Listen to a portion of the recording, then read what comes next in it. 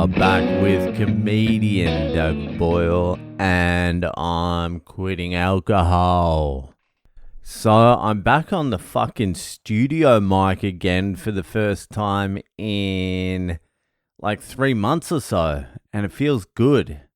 I've wanted to get back on this since I got back from Perth, but it's taken me this long to plug it in. It literally took me 15 seconds to do, but I've been putting it off for 3 weeks. So that's where I'm at. That's where my energy levels are at. I spent an hour today fucking trying to write some Bitcoin material, and it's not going as well as it was last year. Like last year, I didn't know what I was going into. I was like, ooh, this could be a good opportunity. There could be some famous Bitcoiners there. I actually did, after I did the Bitcoin conference last year, Bitcoin Conference Canada reached out to me to do that fucking Bitcoin conference. And I was like, all right, what's the deal? And then they never got back to me. So there was a little bit of an opportunity, but, you know, these things are fleeting. So last year I was like excited. This year, less excited. Way less excited. But I spent an hour today fucking just grinding out some ideas. And I think I have like maybe 38 seconds. So if I can get another 14 minutes and 22 seconds in the next 3 or 4 days, I should be all right. But at least I know I've got a solid, I wouldn't even call it a solid 38 seconds. I would call it 32 seconds of crowd work and 1 punchline. Oh, God. I don't even know why I said yes this year. But there's fuck all to do at work tomorrow. The scaff's not built. That's not going to be built till lunchtime. We're working off the scaffold at work now. There's no EWPs. This makes sense to no one. Who gives a shit? But anyway, it's not going to be ready till lunchtime. But we have to be there. So I still got to fucking rock up 6:30 and just chill out. So I'll be able to write some Bitcoin material later on. Anyway, fucking let's just get to this week's Ask Boyle, yeah? I'm sweating my fucking absolute balls off here. And I would just like to get into bed, sit in front of my fan, and wake up again tomorrow morning. I'm finding everything real fucking grindy at the moment. Like everything. The podcast is a little grindy. Work is definitely grindy. Watching my wife eat dinner is grindy. Listening to my kids grind. The only thing I'm not finding a grind at the moment is like history, reading about history. That's about it. So anyway, fucking let's get to this week's Ask Boyle. If you got any questions you would like answered by one of the greatest minds of generation or any generation, grind, then head to my website. You know all that shit. Anyway, let's get to this week's fucking Ask Boyle. So this week's Ask Boyle was sent in by fucking Kev out there in Canada. And Kev's question is this. Back in your prime Boyle, how long could you bender at max power?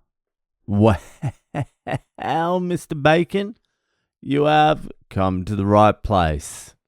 So my prime, I would say my prime was 2003 to 2008, probably.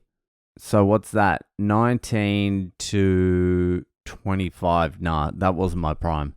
My prime was smaller. It seemed like a bigger prime because I jammed that much shit into it, but it was actually pretty small in years.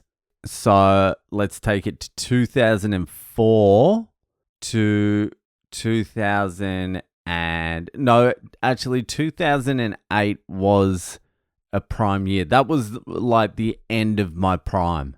The very end of my prime was when I left South America for the first time. When I left Peru after doing the ayahuasca, I went back to Bathurst and my life fell apart. That was 2008. So 2004, yeah. Let's call it 2004 to 2008. That was like untouchable. Like during that period, fuck, I could just bend and not stop. And I would go max power. That was the only speed I knew how to go, was full max power every single night. And I could back up as well. I mean, I'd wake up still drunk the next morning and just continue drinking. And I could do that for fucking days. Like, there's levels to it. I remember lapping my mate twice. So I would fucking drink with my mate for a few nights. And he used to work on this cruise ship sort of thing. So he would go away for like 3 or 4 days. And I would drink those 3 or 4 days. And then he would get off it. And he would do whatever. And then I'd meet up with him again and drink for another 2 or 3 days. And then do it again. So it'd end up being like a 2-week cycle where I would meet him twice and I hadn't stopped drinking the whole time. But that wasn't like every time. I remember one particular time I had to take myself to hospital at the end of one of those periods. I think I drank like 16 days in a row or something like that at full max power. And the last night, I knew I couldn't fucking drink that night. I was shaky as fuck. I could barely think. I was all over the shop. I was just scattered. And my mate was like, let's go for a drink. And I'm like, I don't even think I can. And I sat there and the booze was doing nothing. And I was just getting like all jittery and paranoid. Like, that's how hard I was drinking. I was getting paranoid. And then I was like, I need to do something about this because I'm fucking almost about to collapse. So I started drinking Red Bull and vodkas and I had about fucking 20 of those. And then not long after that, my heart was beating out of my chest and I couldn't slow it down. And then I eventually took myself to hospital. I've told that story on the podcast and they gave me a couple of bags of fluid. And I knew I was recovering because I got a raging boner after a couple of fucking bags of IV. So that was drinking to my absolute fucking limit. But that was no drugs. That was just pure drink. That's no cocaine, no fucking weed, nothing. That's just hard drinking. I did longer benders than that. I did much longer benders than that.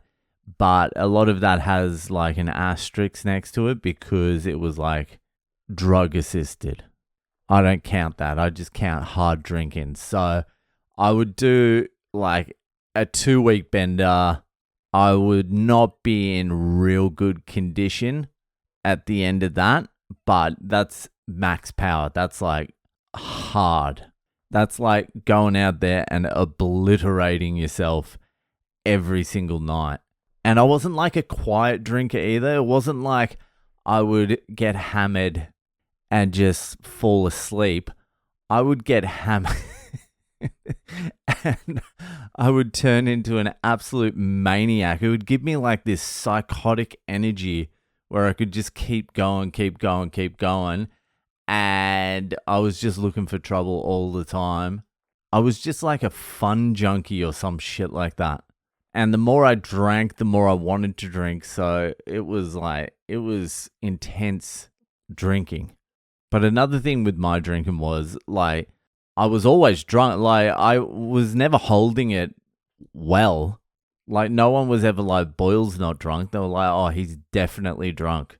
He's fucking hammered. It was not like, oh, he's had a bottle and you can barely tell he's drunk. It was like, oh, Boyle's had a bottle. Fucking let's get out of here. But the 2 weeks wasn't like the norm. The norm was like 5 full days of chaos and then 2 days off. The 5 and 2. And later on, I refined it a little down. It ended up being like probably the 3 and 4. But I did so much damage in the 3 that the 4 was just a write-off. And if you're like a drinker, you know that anything after the second day is diminishing returns. The second day of a bender, you're like a god, unstoppable. Everything that's coming out of your mouth is fucking magic. The world is just yours and it's heading in your direction. And then day 3, things start getting a little slippery. People aren't liking you as much. They're not thinking you as funny. But you have to drink the 3rd day. Once you get into the 4th, 5th, once you start messing with past 3 days, then you're really just drinking to not feel like absolute fucking death. And it takes you longer to get to where you want to be. And the fun takes on a different texture. Like day 2, it's just beautiful magic. Day 6, it's like 2 o'clock and the alcohol's just starting to take hold. And you've drunk so much that you're sort of almost crossing the threshold. As soon as you start feeling like you're in the zone, you're teetering on blacking out as well. So you might get a 45-minute window of good vibe before you completely blacked out. And the older you get, the more seasoned you get, the closer or the tighter that window gets. It could be 6 beers and you're blacking out. But in my prime drinking days, I was just a force of nature. Just fill me full of alcohol and send me out there and something was going to happen. That eventually led to my demise as well.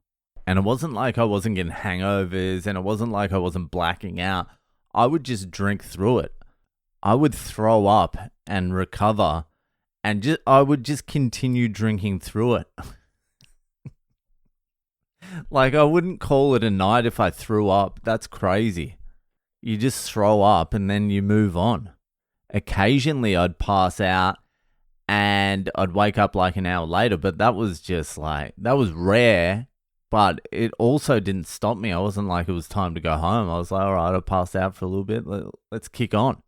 I just never ever wanted the night to end. And if that night had to be dragged on for 14 nights, then so be it. But my prime wasn't long. I always thought it was long, but it wasn't really that long. It was a good 4 years, but Jesus Christ. If you're drinking hard, let's say 320 days of the year, maybe a little bit less, let's say 300. No, I can't imagine I would take 64 days off or 65 days off. But if you're getting into the 300 days a year type area, then you're going to cram a lot of life into a short period of time. And I'm not even talking about being overseas and shit. Being overseas benders, that's just every single day for months and months. But it's all drug assisted, which never really counted to me. Anyone can drink on cocaine. That's the easiest thing in the world. But can you pass out, spew, get into a fight, break your wrist, break your hand, run out of money and still kick on? That's what I'm talking about. That's what I'm fucking talking about.